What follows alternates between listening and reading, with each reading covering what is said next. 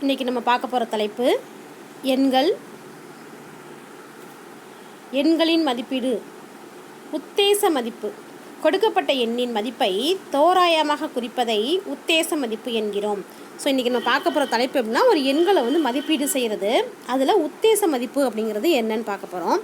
உத்தேச மதிப்பு அப்படிங்கிறது என்னென்னா, இப்போ நம்ம கடையில் போய் ஒரு பொருள் வாங்குகிறோம், கிரைண்டர், மிக்சி, இப்போ அது மாதிரிலாம் வாங்கிட்டு வரும்போது அதோட இப்போ ஒரு கிரைண்டர் வாங்குறீங்கன்னு வச்சுக்கோங்களேன், அதோட ஆக்சுவல் ரேட்டு பார்த்தீங்கன்னா 5680 அப்படின்னு சொன்னால் நம்ம என்ன சொல்லுவோம், ஒரு 6000 ரூபாய்க்கு ஒரு கிரைண்டர் வாங்கியிருக்காங்க எங்கள் அம்மா. அதை ரொம்ப அக்யூரேட்டாக நம்ம சொல்ல மாட்டோம். அதே மாதிரி இந்த ஒரு ட்ரெஸ் எடுக்க போகிறேன், அதோட ரேட்டு பார்த்தீங்கன்னா ஒரு 888 ரூபா அப்படின்னு சொன்னால் நம்ம என்ன சொல்லலாம், அது ஒரு 900 ரூபாய்க்கு எனக்கு ஒரு ட்ரெஸ் எடுத்திருக்காங்க அப்படின்ட்டு. அப்போ நம்ம என்ன பண்ணுறோன்னா, அந்த நம்பரை அப்படியே ரொம்ப அக்யூரேட்டாக சொல்லாமல் அதை ஒரு முழுமைப்படுத்தி சொல்கிறது. இப்போ 888ங்கிறது எதுக்கு பக்கத்தில் இருக்கும் அப்படின்னு சொன்னால் 900க்கு பக்கத்தில் இருக்கும். ஸோ அதை நம்ம ரவுண்ட் பண்ணி 900ன்னு சொல்லிடுறது. அப்போ ஒரு எண்ணை ஒரு தோராயமாக குறிப்பதே உத்தேச மதிப்பு அப்படின்னு சொல்கிறோம். இதில் சில கணக்குகள் பாருங்கள். இந்த முழுமைப்படுத்துறதை பற்றி தான், எப்படி ஒரு எண்ணை முழுமையாக சொல்கிறது. இப்போ முழுமையாக சொல்லும்போது நமக்கு அது எளிதில் ஞாபகத்துலையும் வச்சுக்கலாம். அதுக்காக தான் முழுமைப்படுத்துதல் ரொம்ப முக்கியமாகுது. எடுத்துக்காட்டு 1.12 8436ஐ 100களுக்கு முழுமைப்படுத்துக அப்படின்னு சொல்கிறாங்க. அப்போ உனக்கு இதில் என்ன தெரிஞ்சிருக்கணும் அப்படின்னா, எண்களோட இடமதிப்பு தெரிஞ்சிருக்கணும். ஸோ கடைசியிலேருந்து சொல்லி பாருங்கள், 1, 10, 100. இப்போ 100வது இடத்துல என்ன நம்பர் இருக்குதுன்னு பார்த்தா 4ங்கிற நம்பர் இருக்குது. இந்த 4ங்கிற நம்பரை நம்ம என்ன பண்ணணும்னா முழுமைப்படுத்த போகிறோம். அப்போ நீ என்ன செய்யணும்னா, அதுக்கு அடுத்த நம்பரை பார்க்குறேன். நான் டிக் போட்டிருக்கேன் பாருங்கள், 3. இந்த 3ங்கிற நம்பர் 5ஐ விட பெரியதா சிறியதான்னு பார்க்குறோம். 5ஐ விட சிறிய எண்ணாக இருந்தால் 4 அந்த பாக்ஸில் போட்டிருக்க 4 அப்படியே வச்சுக்கிட்டு பின்னாடி இருக்க 2 நம்பரையும் 0 ஆக்கிடணும். ஒன்றும் இல்லைப்பா, இப்போ 436 இருக்குது. இது 400க்கு பக்கத்தில் இருக்குமா 500க்கு பக்கத்தில் இருக்குமான்னு கண்டுபிடிக்க போகிறோம். இப்போ 450ங்கிறது நடுவில் வரும். இப்போ 450க்கு கீழே உள்ளது பூரா 400க்கு பக்கத்தில் இருக்கும். 450க்கு மேலே உள்ளது பூரா 500க்கு பக்கத்தில் இருக்கும். அதுதான் சரியா. அதை ஒரு எளிமையாக ஞாபகத்தில் வச்சுக்கிறதுக்கு எத்தனாவது இலக்கத்தில் கேட்குறாங்களோ அந்த இடத்துல நம்ம வச்சுக்கிறோம். இப்போ 100வது மதிப்பு அப்படின்னு சொல்லும்போது 4க்கு பக்கத்தில் இருக்கிறது 5ஐ விட சிறியதாக இருந்தால் 4ல் எந்த மாற்றமும் செய்யாமல் பக்கத்தில் இருக்கிற 2 நம்பரையும் 0 ஆக்கிடணும். அப்போ 8400ங்கிறது விடை. அடுத்த கணக்கு பாருங்கள். எடுத்துக்காட்டு 1.13 78,794 1000களுக்கு முழுமைப்படுத்துக. ஸோ இடமதிப்பு இதில் நான் எழுதியிருக்கேன், 1, 10, 100, 1000, 10,000. அப்போ எனக்கு 1000வது இடத்துல 8 இருக்குது. 8 பாக்ஸ் போட்டுட்டேன். இதுக்கு அடுத்து இருக்கக்கூடிய நம்பரை பார்க்குறேன், 7 அப்படிங்கிற நம்பர் இருக்குது, டிக் பண்ணியிருக்கேன் பாருங்கள். இந்த 7ஆனது 5ஐ விட பெரிய எண்ணாக இருக்குது.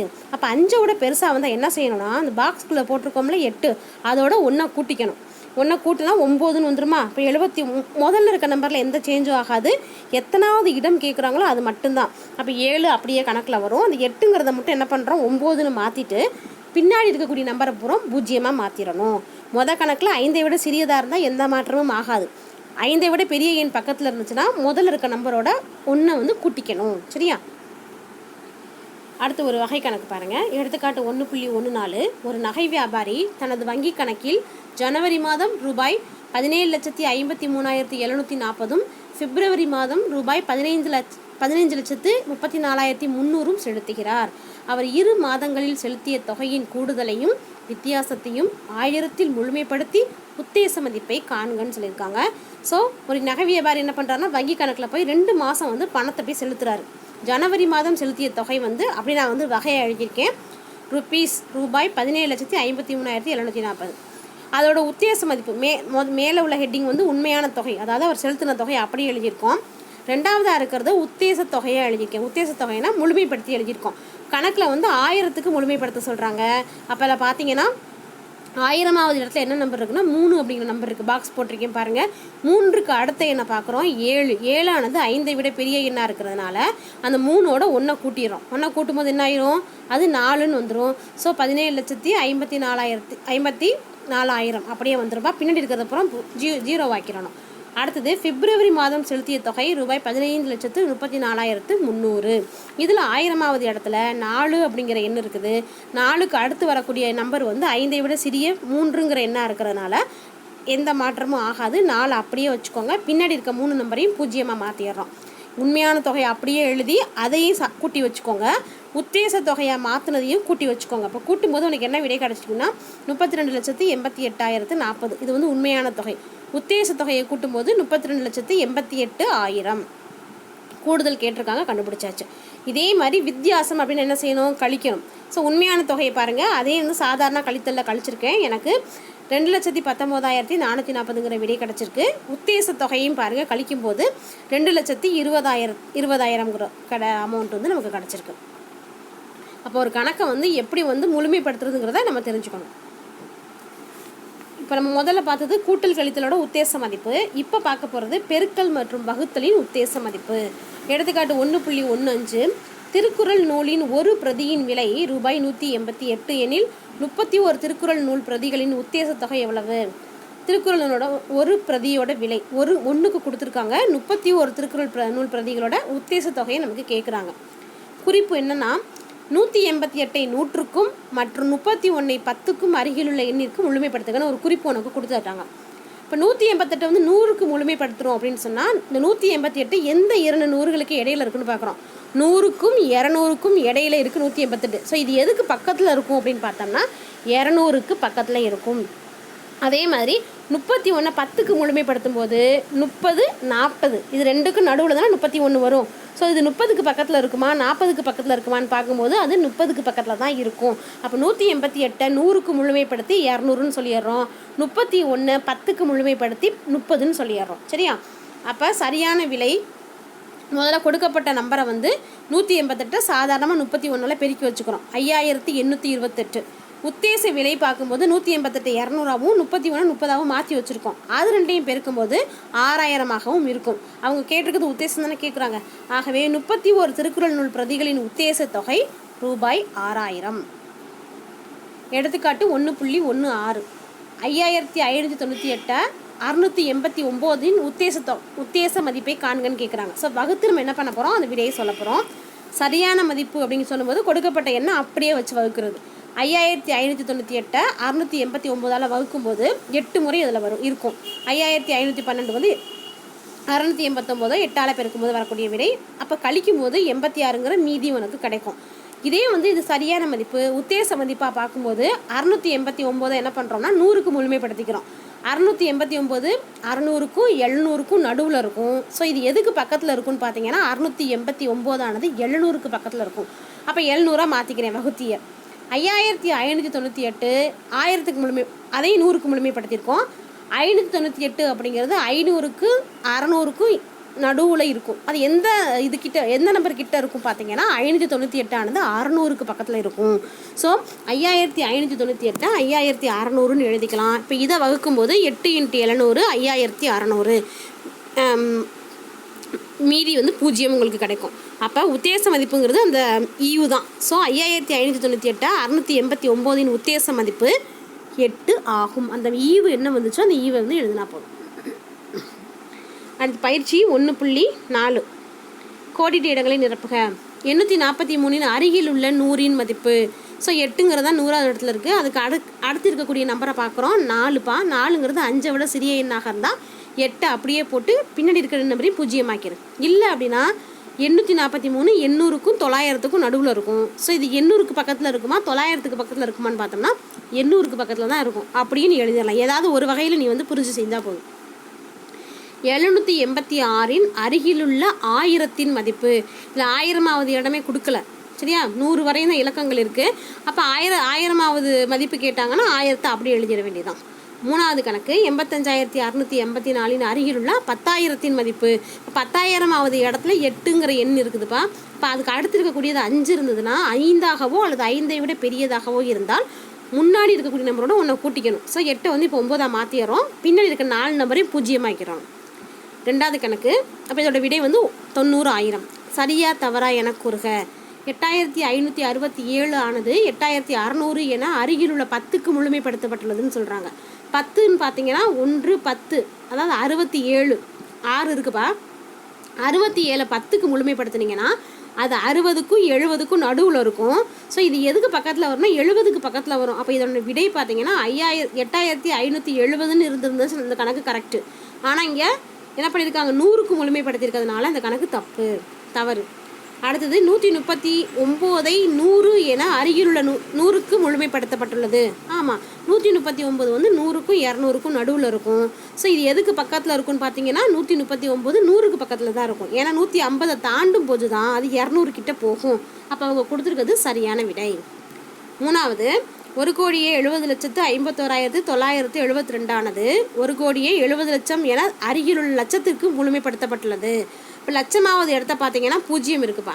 0க்கு அடுத்து இருக்கிறது 5ஆக இருந்தால் முன்னாடி இருக்க நம்பரோட ஒன்றா கூட்டணும். அப்போ இங்கே ஆக்சுவலாக என்ன கொடுத்துருக்கணும்னா 1,71,00,000 கொடுத்துருந்தா இது கரெக்டு. ஆனால் இங்கே 70 லட்சம்னு கொடுத்துருக்கிறதுனால இது தவறு. மூணாவது, பின்வரும் எண்களை கொடுக்கப்பட்ட இடமதிப்பிற்கு முழுமைப்படுத்துக. அவங்களே நம்பர் கொடுத்துட்டு சில எண்கள் கொடுத்துருக்காங்க. அந்த இடமதிப்பிற்கு நம்ம முழுமைப்படுத்த போகிறோம். ஃபஸ்ட்டு கணக்கு 4065 100க்கு முழுமைப்படுத்த போகிறோம். இப்போ 100வது இடத்துல என்ன இருக்குது? 0. அதை ஒரு பாக்ஸ் போட்டேன். அதுக்கு அடுத்த நம்பரை பார்க்குறேன் 6. 6ங்கிறது 5ஐ விட பெரிய எண்.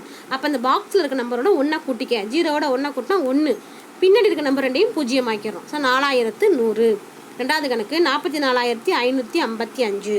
1000க்கு முழுமைப்படுத்துங்க. 1000வது இடத்துல பார்த்தீங்கன்னா 4 இருக்குது. 4க்கு அடுத்த நம்பர் 5. 5ங்கிறது வந்துச்சுனாலும் நம்ம என்ன பண்ணிக்கணும்? அந்த டப்பாக்கில் இருக்க நம்பரோட ஒன்றா கூட்டிக்கணும். ஸோ 4, 5 பின்னாடி இருக்க நம்பர் 3ஐயும் 0 வைக்கிறோம். 45,000. மூணாவது கணக்கு 88,943. 10,000க்கு முழுமைப்படுத்தணும். 10,000வது இடத்துல 8 இருக்குது. அந்த பாக்ஸ் போட்டுக்கிறேன். அதுக்கு அடுத்த நம்பர் 6. 6ங்கிறது 5ஐ விட பெரிய நம்பர். அப்போ அந்த 8ஐ வந்து 1 கூட்டும்போது 9,000. பின்னாடி இருக்க 4 நம்பரையும் 0 ஆக்கிடுறோம். அப்போ 90,000. நாலாவது கணக்கு 50,81,739. இது லட்சத்துக்கு முழுமைப்படுத்த சொல்கிறாங்க. இப்போ லட்சம் இடத்துல பார்த்தீங்கன்னா 0 இருக்குப்பா. அதை பாக்ஸ் போட்டிருக்கேன். அடுத்த நம்பரை பார்க்குறேன் 8. 8ஆனது 5ஐ விட பெரிய எண். அப்போ என்ன பண்ணிக்கணும்? பாக்ஸ்குள்ளே இருக்க நம்பரோட ஒன்றா கூட்டிக்கணும். ஸோ 51. பின்னாடி இருக்க 5 நம்பரையும் 0 ஆக்கிடுங்க. 5வது கணக்கு 10 கோடி. ஸோ 10 கோடிக்கு முழுமைப்படுத்த போகிறோம். 33,75,98,482. 10 கோடியாவது 10 கோடி இடத்துல பார்த்தீங்கன்னா 3ங்கிற நம்பர் இருக்குது. 3க்கு அடுத்த எண்ணை பார்த்தீங்கன்னா அதுவும் 3. 3ஆனது 5ஐ விட சிறிய எண்ணாக இருந்தால் பாக்ஸ்குள்ளே இருக்க நம்பர் எந்த மாற்றமும் ஆகாது. இப்போ 3 அப்படியே எழுதிட்டு பின்னாடி இருக்க நம்பரை பூரா என்ன பண்ணிடணும்? 0 மாற்றிடணும். அப்போ என்னுடைய மதிப்பு 30 கோடி. நாலாவது கணக்கு 1,57,826 மற்றும் 32,469 கூட்டலை 10,000க்கு முழுமையாக்கி உத்தேச மதிப்பு காண்க. தீர்வு என்ன பண்ணியிருக்கோன்னா முதல்ல கொடுக்கப்பட்ட 2 எண்களையும் இலக்கங்களை கரெக்டாக எழுதி கூட்டியிருக்கேன். கூட்டும்போது எனக்கு 1,90,295 கிடச்சிருக்குப்பா. இதுதான் விடை. இந்த விடை என்ன செய்ய சொல்கிறாங்கன்னா 10,000க்கு முழுமைப்படுத்த சொல்கிறாங்க. ஸோ ஒரு பாக்ஸ் போட்டிருக்கேன் பாரு. அதில் வந்து அதோட இடமதிப்பை எழுதியிருக்கோம். 1, 10, 100, 1000, 10,000, லட்சம். 10,000வது இடத்துல 9ங்கிற நம்பர் இருக்குது. அதுக்கு அடுத்த நம்பரை பார்க்குறோம். அதில் 0 அப்படிங்கிறது 5ஐ விட சிறிய எண். அப்போ டப்பாக்கில் இருக்க நம்பர் மாறாது. 19 அப்படியே போட்டுட்டு பின்னாடி இருக்க 4 நம்பரையும், அதாவது பாக்ஸுக்கு பின்னாடி இருக்க 4 நம்பரும் 0 ஆயிரும். 19, 1,90,000. 5வது கணக்கு ஒவ்வொரு எண்ணையும் அருகில் உள்ள 100களுக்கு முழுமைப்படுத்துக. கொடுக்கப்பட்ட எண்ணை வந்து முதல்ல சாதாரணமாக கூட்டிடுறோம். 8,074, 4,178 சாதாரண கூட்டல். கூட்டும்போது எனக்கு 12,252 கிடச்சிருக்கு. இதோட இடமதிப்பெல்லாம் எழுதியிருக்கேன். 1, 10, 100, 1000, 10,000 எழுதினதுக்கப்புறம் 100களுக்கு முழுமைப்படுத்த சொல்கிறாங்க இல்லையா? அப்போ 100வது இடத்துல 2ங்கிற நம்பர் இருக்குது. 2க்கு அடுத்த நம்பரை பார்க்குறோம். 5ன்னு வந்துச்சுன்னா என்ன செய்யணும்? பாக்ஸ்குள்ளே இருக்க நம்பரோட ஒன்றா கூட்டிக்கணும். அப்போ கூட்டும்போது 2ஓட ஒன்றா கூட்டிங்கன்னா 3. ஸோ 123 போட்டுட்டு பின்னாடி இருக்க 2 நம்பரை என்ன பண்ணணும்? 0 மாற்றிடணும். ஸோ 12,300 தான் விடை. ரெண்டாவது கணக்கும் அதே மாதிரி தான். கொடுக்கப்பட்ட 2 எண்களையும் கூட்டுறீங்க. கூட்டும்போது உங்களுக்கு என்ன விடை கிடைக்குது அப்படின்னா 18,99,566. இதையும் அப்படியே நான் இடமதிப்பு எழுதியிருக்கேன். மேலே எழுதியிருக்கேன் பாருங்கள். 1, 10, 100, 1000, 10,000, லட்சம், 10 லட்சம். இதில் 100 இடமதிப்பில் 5 நம்பர் வந்திருக்கு. ஸோ அதை பாக்ஸ் போட்டுக்கிறோம். 5க்கு அடுத்த நம்பரை பார்த்தீங்கன்னா 6. 6ஆனது 5ஐ விட பெரிய நம்பர். அப்போ பாக்ஸ்குள்ள இருக்க அந்த 5ஓட என்ன பண்ணிக்கணும்? ஒன்றா கூட்டிடணும். 5ஓட ஒன்றா கூட்டிங்கன்னா 6. இப்போ முன்னாடி இருக்க 4 நம்பரை அப்படியே எழுதிக்கோங்க. 18, 99, 6ன்னு போட்டு பின்னாடி இருக்க பாக்ஸுக்கு பின்னாடி இருக்க 2 நம்பரையும் 0 மாற்றிடணும். 6வது ஒரு வகை கணக்கு. ஒரு நகரத்தில் 2001ஆம் ஆண்டு மக்கள் தொகை 43,43,645. ஆகவும் 2011ஆம் ஆண்டில் 46,81,087 ஆகவும் இருந்தது. அதிகரித்துள்ள மக்கள் தொகையின் உத்தேச மதிப்பை ஆயிரங்களில் முழுமையாக்குக. அப்போ எவ்வளோ மக்கள் தொகை அதிகமாக இருக்குது? 2001 ஒரு மக்கள் தொகை, 2011ஆம் ஆண்டு ஒரு மக்கள் தொகை. ஸோ இதில் எது பெரிய நம்பர்னு பார்த்தோம்னா 2011ஆம் ஆண்டு மக்கள் தொகை. வித்தியாசம்னா என்ன செய்யணும் அப்படின்னா, நம்ம வந்து அதிகரிப்பு அப்படின்னு சொல்லும்போது கழித்து தான் நம்ம கண்டுபிடிக்கணும். 2011ஆம் ஆண்டு மக்கள் தொகையை எழுதிக்கிறேன். அதில் இருந்து 2001ஆம் ஆண்டு மக்கள் தொகையை எழுதி ரெண்டையும் என்ன பண்ணியிருக்கேன், கழிச்சிருக்கேன். கழிக்கும்போது எனக்கு 3,37,442 கிடச்சிருக்கு. இதுதான் மக்கள் தொகை அதிகரிப்பு. 2001லேருந்து 2011க்குள்ளே எவ்வளோ பேர் அதிகரிச்சிருக்காங்கன்னா 3,37,442 பேர் அதிகமாகிருக்காங்க. இதை என்ன செய்ய சொல்கிறாங்கன்னா ஆயிரங்களில் முழுமைப்படுத்துங்கன்னு சொல்கிறாங்க. ஸோ அந்த நம்பரை எழுதி இடமதிப்பு பூரா எழுதியிருக்கேன். 1, 10, 100, 1000, 10,000, லட்சம். இதில் 1000வது இடத்துல எனக்கு 7 அப்படிங்கிற எண் இருக்குது. அதுக்கு அடுத்த நம்பரை பார்க்குறேன். பார்த்தா 4 டிக் போட்டிருக்கேன் பாருங்கள். 4ங்கிறது 5ஐ விட சிறிய எண்ணாக இருக்கிறதுனால பாக்ஸ்குள்ளே இருக்க நம்பரோட என்ன பண்ணிக்கணும், ஒன்றும் பண்ண வேண்டாம், பாக்ஸில் இருக்க நம்பரை அப்படியே போட்டுடலாம். 33, 7 பின்னாடி இருக்க 3 நம்பர் என்ன பண்ணிடணும், 0 மாற்றிடணும்.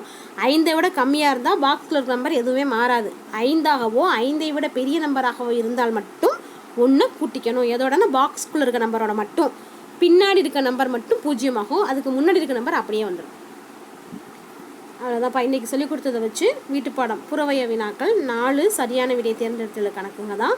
இதுக்கு பதில் வந்து 4 ஆப்ஷன் கொடுத்துருக்காங்க. நீ வந்து கரெக்டாக செஞ்சு பார்த்துட்டு அதில் ஒன்றோட விடை கொடுக்கப்பட்ட 4 விடைகளில் எதோட ஒத்து வருதுன்னு பார்த்து அந்த விடையை தேர்ந்தெடுத்து செய்யுங்க. ஸோ செஞ்சு பாருங்கள். ஒவ்வொரு கணக்கையும் செஞ்சு பார்த்து அந்த விடையும் நீ உனக்கு கிடச்சிருக்க விடையும் இதில் வந்திருக்க விடையும் எங்கே சரியாக வருதோ அதை நீங்கள் தேர்ந்தெடுத்து எழுதிக்கோங்க. ஓகே, தேங்க்யூப்பா.